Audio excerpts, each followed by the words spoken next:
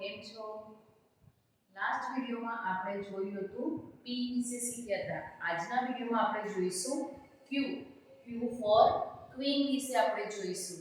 Okay, last video આ જેણે પણ ના જોયો હોય, જે બાળકો મારી ચેનલમાં નવા હોય એ ચેનલને સબસ્ક્રાઇબ કરો તો તમને આગળના વિડિયોઝ પણ જોવા મળશે અને રોજના નવા વિડિયોઝ જે અપડેટ કરતા હોય છે એ પણ જાણવા મળશે. ઓકે, તો આજના વિડિયોમાં આપણે જોઈએ Q વિશે. Q કઈ રીતે લખાય, સ્ટેપ બાય સ્ટેપ કઈ રીતે લખાય, ફોર લાઇન્સ ની અંદર કઈ રીતે લખાય અને Q થી શરૂ થતા વર્ડ્સ કયા કયા છે તે આપણે જાણીશું. તો ચલો આજના વિડિયોમાં આપણે જોઈએ Q વિશે. ઓકે, સૌથી પહેલા તો આપણે જેમ O લખતા હતા, O લખ્યો તો એવી જ રીતે સેમ Q કરવાનો છે. પછી અહીંયાથી આવી રીતે આ થયો કેપિટલ Q. ઓકે, એના સ્ટેપ જોઈએ કઈ રીતના છે. ફર્સ્ટ સ્ટેપ આવશે આ રીતનો કર્વ અને સેકન્ડ સ્ટેપ આવશે એનો નીચેથી. ઓકે, આ થયો આપણો કેપિટલ Q. ફોર લાઈન ની અંદર કઈ રીતે લખાય છે એ હું બતાવું છું. ફોર લાઈન ની અંદર બતાવીશ એટલે વધારે આઈડિયા આવશે. સ્મોલ q કઈ રીતે લખાય આપણે લાસ્ટ વિડિયોમાં p માં જોયું આવી રીતે. એનું સેમ ઉલટું કરવાનું છે. ઓકે, આવી રીતે કર્વ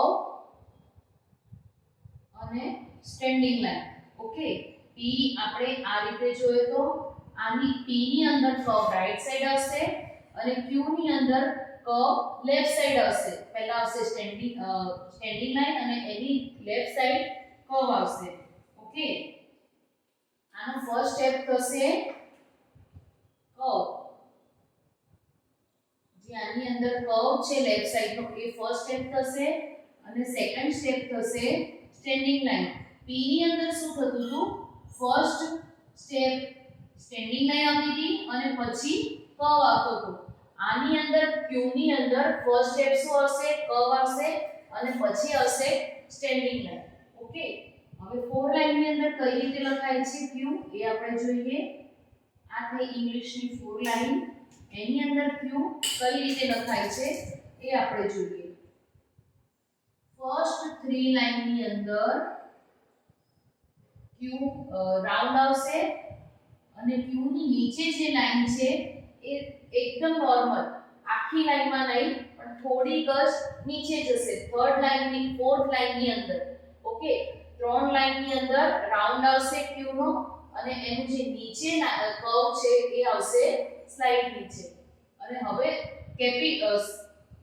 સ્મોલ q કઈ રીતે આવશે, નીચેની ત્રણ લાઈન. ઓકે, આની જે સ્ટેન્ડિંગ લાઈન છે એ ફોર્થ લાઈન ની અંદર જશે અને કર્વ જે છે એ સેકન્ડ અને થર્ડ લાઈન ની અંદર આવશે. બરાબર છે. હવે આ થયો capital Q, small q. Four line ની અંદર આપણે કઈ રીતે લખાય એ જોયું. હવે જોઈશું આપણે Q થી શરૂ થતા વર્ડ્સ. ઓકે, તો મેં અહીંયા ડ્રો કરેલા છે. Q for question, Q U E S T I O N, question mark. Okay, પ્રશ્ન થાય છે ને આપણને, આ શું છે, કઈ રીતે આવ્યું, ક્યાં છે, તો એને કહેવાય question. Okay, Q for question. પછી છે Q ફોર ક્વોટ. આપણે જે દરેક વિડિયોમાં લખીએ છીએ, રોજ જુદા જુદા હોય છે, ઘણીવાર બે ત્રણ વિડિયોમાં સેમ હોય છે. આને કહેવાશે ક્વોટ. ક્વોટ એટલે કે સુવિચાર. ઓકે, પછી છે ક્વાઇટ. ક્વાઇટ એટલે ચૂપ. ઓકે, સિમ્બોલ ડ્રો કરેલો છે quite, Q U I E T. Okay, હવે આપણે જોઈશું Q થી શરૂ થતા બીજા વર્ડ્સ. તો Q ફોર ક્વીન. સૌથી પહેલા તો Q ફોર ક્વીન. ક્વીન એટલે શું થાય, રાણી. ઓકે, પછી બીજું છે Q for queen. Q U I double L. Queen એટલે શું થશે, ફિગર, જે કલમ આવે છે ને પાંદડા જેવું,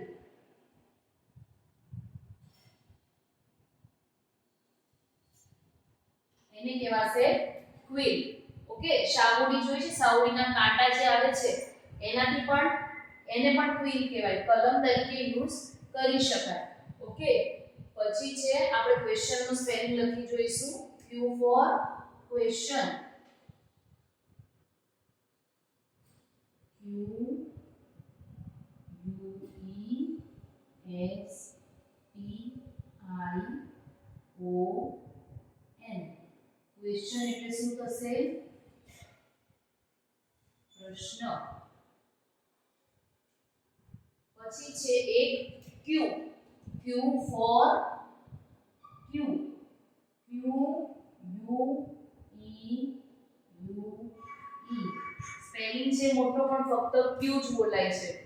જેમ આને Q કહેવાય એવી રીતે સ્પેલિંગ આખો Q વંચાય છે. ઓકે Q એટલે શું થાય? લાઈનમાં જે આપણે ઊભા રહીએ એને કહેવાય હરોળ, કતાર પણ થાય. ઓકે હરોળ અને કતાર લાઈન કહીએ છે ને જે એને કહેવાશે Q. ઓકે આ થયા Q થી શરૂ થતા વર્ડ્સ. ઓકે નેક્સ્ટ વિડિયોમાં આપણે જોઈશું R વિશે, R સ્ટેપ બાય સ્ટેપ કઈ રીતે લખાય. એના માટે મારી ચેનલને સબસ્ક્રાઇબ કરવાનું ભૂલતા નહીં, તો તમને આગળના બધા જ વિડિયોઝ જાણવા મળશે. ઓકે અને Q વિશે જો તમને બીજા કોઈ વર્ડ્સ આવડતા હોય એ તમે કમેન્ટમાં જરૂરથી બતાવી શકો છો. બાય.